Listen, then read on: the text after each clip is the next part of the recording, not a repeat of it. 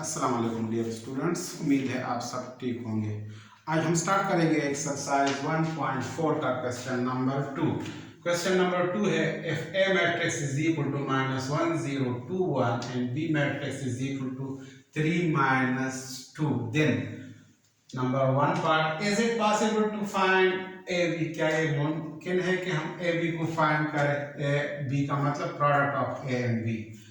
Part 2 है is it possible to find B A. क्या B A find करना मुमकिन है? और नंबर 3 पार्ट है find the possible product or products. तो यहाँ पे सबसे पहले हम फर्स्ट पार्ट को करेंगे। फर्स्ट पार्ट में हमने क्या देखना है? Is it possible to find A B.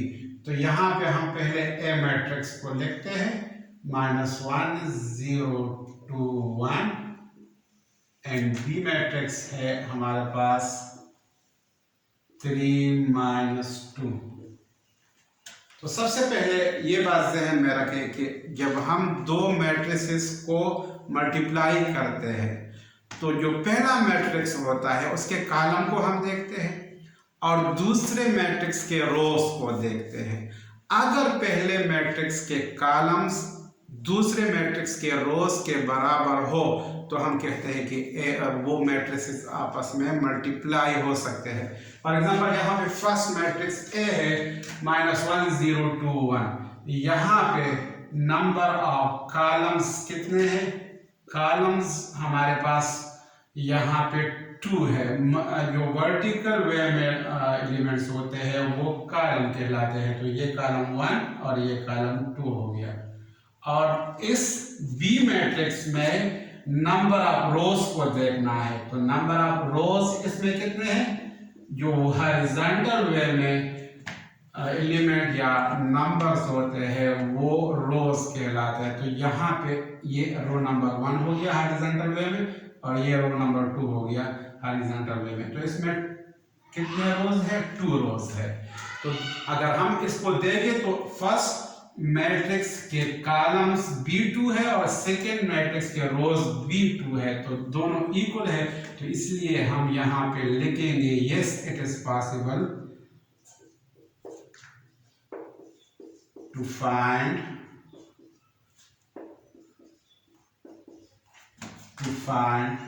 A B because number of columns of A equal to number of rows of B। अब सेकेंड पार्ट को देखते हैं। सेकेंड पार्ट में वो क्या पूछ रहे हैं? Is it possible to find B A. अब बी ए मुमकिन है। क्या ये मुमकिन है कि हम बी को ए के साथ मल्टीप्लाई करें? तो यहाँ पे अब हम क्या करेंगे? पहले बी मैट्रिक्स के कॉलम्स को देखेंगे। Number of columns in B, कितने कॉलम्स है? सिर्फ एक ही कॉलम है। तो यहां पे हम लिखेंगे 1। सिर्फ एक कॉलम है 1। Number of column in B is equal to 1 और number of rows in matrix A कितने हैं? इसमें कितने रोज है? 1 2 रोज है। तो क्योंकि यहाँ पे कॉलम्स और रोज आपस में इक्वल नहीं है तो हम यहाँ पे लिखेंगे no it is not possible